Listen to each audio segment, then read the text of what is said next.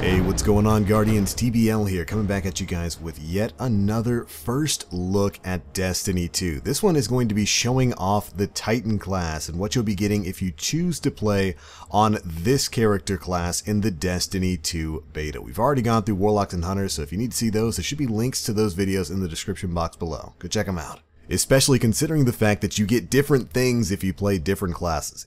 Alright, first up for you Titans, you've got the Sentinel class. Your dreams of being Captain America have finally come true. For the grenades, you've got your Void Wall grenade, your Magnetic grenade, and your Suppression grenade, of course. Basically the same as the Defender class of old. For your special ability, you have got the Barricade perk. This allows you to put up kind of a wall. First up, you've got Towering Barricade, where you press and hold circle to create a large barrier that can be used to reinforce a position with cover from enemy fire. It's really neat. After that, you've got a smaller barricade in the Rally Barricade. You press and hold circle to create a small barrier that allows you to peek over it while aiming down sights, and it instantly reloads your equipped weapon when you take cover. Not a bad perk at all. For your super, of course, we've got the Sentinel, where you can press the button, you gain a shield, you can throw it, you can block with it, you can melee with it. It's really cool. You can also actually summon a Ward of Dawn with this thing, but we'll talk about that in just a little bit. Next up is your jumps. Now, these jumps are going to be uniform across all three of the Titan classes, probably when the full game comes out, but it's definitely the same across the Sentinel class and the Striker class. Alright then, and for your jumps, you've got the high jump, the strafe jump, and of course the catapult lift. Now jumps on Titans are going to be quite different from how they are in Destiny 1, so if you're a Titan skating guy, you might have to learn to walk again. You go straight up like a rocket rather than propelling forward like a jet. It's super weird, it's a lot to get used to, but you'll just have to manage. After that, we've got our two perk trees. The first one is the Code of the Protector, and it comes with the perk Turn the Tide, where your overshield from defensive strike lasts longer and increases melee damage and reload speed. After that, we've got Rallying Force, where melee kills restore health for you and nearby allies. Defensive Strike, where you can kill an enemy with this melee ability to create an overshield around you and nearby allies. Neat way to take the overshield effect from year one and apply it to the entire party. And then finally we've got Ward of Dawn, where when your super energy is full, you can press and hold the super button to create a shielding dome to protect you and your allies. It is the classic Ward of Dawn from the Defender class in year one. After that, we've got the Code of the Aggressor with Shield Bash. After sprinting for a short time, use this melee ability to unleash a devastating shield bash that disorients enemies. Then we've got Superior Arsenal, where grenade kills will recharge your grenade energy. In the Trenches, where kills while surrounded by enemies will reduce the cooldown of your super. And then finally, Second Shield, where you can gain an additional shield throw charge while Sentinel Shield is active. So you can just throw one additional shield while you're in that super. Alright, that's it for the Sentinels. Next up is the classic Striker Titans of old, and not too much has changed other than the way the super itself works. Grenade-wise, you've got all the same grenades. Your Pulse grenades, your Flashbangs, and your Lightning grenades are returning in full force.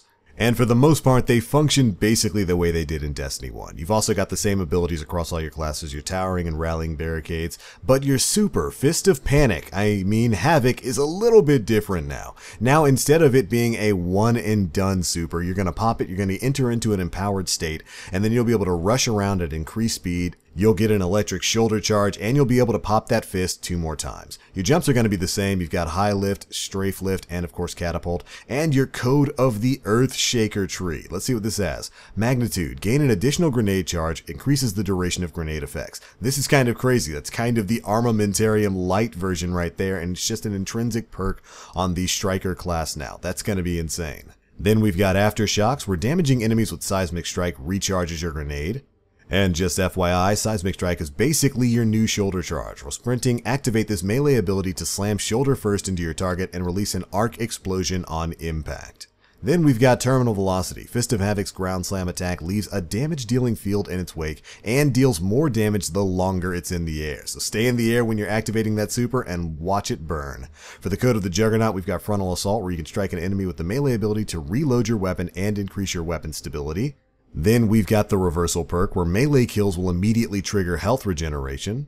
Then Knockout, where critically wounding an enemy or breaking their shield increases your melee range and damage. A little bit of amplitude action there for you strikers now, kind of interesting. And finally, Trample, where killing enemies with Fist of Havoc extends its overall duration, so kind of like the Encore perk from the Blade Dancers. And there you go, strikers, that's all your new abilities and toys to play with.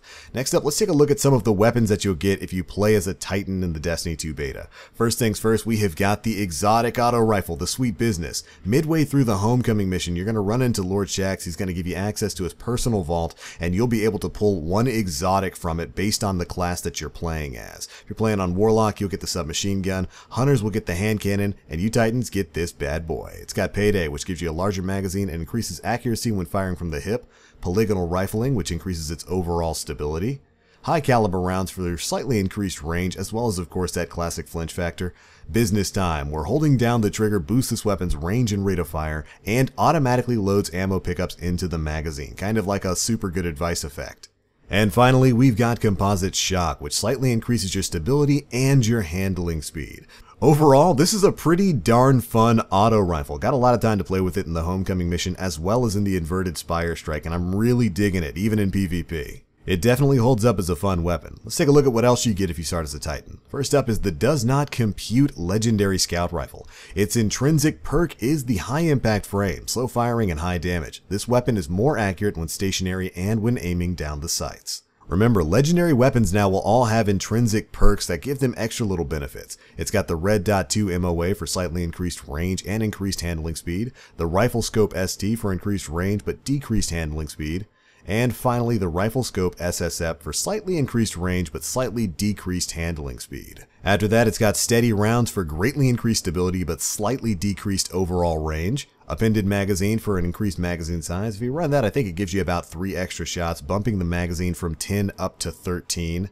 And then finally, we have got Moving Target with increased movement speed and target acquisition when moving while aiming down the sights, just to kinda, kinda keep you on target when you're running around. Now, both the Nightshade Pulse Rifle and the Showrunner Submachine Gun were covered in previous videos, so we're going to skip on down to the energy weapons. First up, we've got the Minuet 42 Solar Damage Hand Cannon. It's a Suros one too, and man is this gun fun. It's a faster rate of fire, so probably a lower impact here, but it's really fun. Its intrinsic perk is Adaptive Frame, which gives it a well-rounded grip. It's also coming with the Steady Hand HCS for increased stability and handling speed, True Sight HCS for slightly increased range, stability, and handling speed, and finally the Crossfire HCS for increased range but slightly decreased stability and handling speed. So it's kind of a sacrifice there. Do you want that extra range or not? Drop Mag has the magazine drop on reload, wasting whatever ammunition you have left but greatly increasing your overall reload speed, and then of course the classic Flared Magwell for just a base increase to your reload speed. The final perk on this weapon is the Opening Shot, where you get improved accuracy and range on the opening shot of your attack. And there we go. Like I said, it's a very fun gun, very fast firing, and very accurate. Next up, we've got the Deathstalker 4AU Elemental Auto Rifle. This thing is going to be solar damage, and it looks awesome. It comes with a rapid fire frame, which gives you deeper ammo reserves, slightly faster reload when magazine is empty. It's coming with the Arrowhead Brake for increased recoil control, as well as increased handling speed, which is definitely good. It's got a rather high rate of fire, and this is going to help you stay on target longer. Next up is the Extended Barrel. This one's going to increase your range while decreasing your overall handling speed, and then Fluted Barrel, which greatly increases your handling speed and slightly increases your overall stability. Out of that, we've got Accurized Rounds for increased range, Steady Rounds for increased stability but lower range, and then Dynamic Sway Reduction, where when holding down the trigger, this weapon's sway reduction system boosts accuracy and stability over time. So the longer you fire, the more accurate it's going to get. After that, we've got the Phosphorus MG4 Solar Damage Submachine Gun. This thing looks kind of wicked. This gun's intrinsic perk is a lightweight frame, so you got superb handling and you can move faster when this weapon is equipped. Just a little bit of a boost to agility there. Then you got the Candle PS for greatly increased handling speed and slightly increased range, the Flash HS5 for the increased range and slightly increased handling speed, an Alloy Magazine for faster reloads when the magazine is empty, Steady Rounds for greatly increased stability but slightly decreased range, and Phase Magazine, which increases damage while lowering the rate of fire but decreases your overall magazine size. Finally, this thing's coming with the Dynamic Sway Reduction once again. The longer you fire, the more accurate it's going to become. Kind of like a better persistence, hopefully. That is it for the energy weapons. Let's take a look at the power weapons. We covered the Acantha D grenade launcher in a previous video, so let's take a look at the RETROFUTURIST shotgun. This is the first shotgun I've had a chance to play with in Destiny 2, and it's actually pretty fun. It also comes with a lightweight frame for the handling, full choke, polygonal rifling, and smooth bore for its muzzle option. Smooth bore is probably going to give you a nice little boost of range there. Appended magazine increases your overall magazine size, of course. Assault mag greatly increases your stability and increases your rate of fire, which is a very interesting sounding perk. It's the first time we've been able to have something that increases the shotgun's rate of fire. And then an auto-loading holster. The holstered weapon is automatically reloaded after a short period of time, aka rest in peace Cocoon. I can't honestly say that I missed you.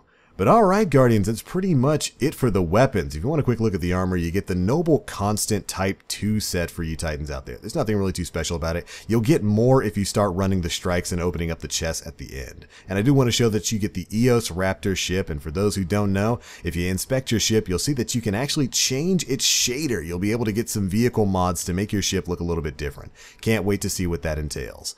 But alright Guardians, that's pretty much it for your quick look at the Titan class. Now gameplay wise, the Titan definitely has seen some changes from its Destiny 1 version. You're not going to be flying across the map like crazy anymore. That's probably going to be the most jarring thing for any of you Titan skating monsters from Destiny 1. You're probably not going to be able to do that quite as much in Destiny 2. You'll notice that your jump, rather than propelling you forward, basically shoots you straight up into the sky as if you were a rocket. And to be perfectly honest, that definitely threw me off for the first couple of minutes that I was playing the class as. But you know, you learn to get used to it and just try not to skate all over the place, or else you'll find yourself way more vertical than you might actually have intended to be. The towering barricade is really cool, and it actually comes in really handy. It lasts for quite a surprising amount of time, and it grants you a great opportunity to jump in and out of gunfights and maybe get your health back. Overall, it's just a very helpful ability that I found myself using basically every time it was up. The supers feel good. Sentinel just feels like Sunbreaker, except it can block. And in more dire situations, it can turn into the classic Ward of Dawn of old, which just gives your team basically a perfect safe space to sit in there, get a little bit of an overshield, let their health regen, let their cooldowns regen, and just spend a little bit of time getting out of the fray of battle. And believe me, the battles in this game can get a little bit intense. The final fight of the Inverted Spire Strike definitely doesn't leave you a lot of cover to hide from enemies, so having a bubble is going to be very helpful. Striker, I've really only played in PvP, so I've only gotten about a match or two with it. It's a very fun class to play with. It moves around pretty quickly, and the super, oh my goodness, being able to pop your Fist of Panic and then run around, get that shoulder charge, and maybe pop another Fist of Panic is just, it's super duper good. Watch out for those Sentinels though. They are adept at shutting things down. But alright Guardians, that's pretty much it for your first look at the Titan class in the Destiny 2 beta. There is a lot of content to cover, and we will be going through all of it over the course of the next week and probably even beyond that. But alright, what class did you Guardians pick to play as in the Destiny 2 beta? Be sure to let us know down in the comment section below. But that's it for this one. Thanks so much for watching. I gotta get back to playing, so as always, I am the Black Link. You Guardians stay frosty.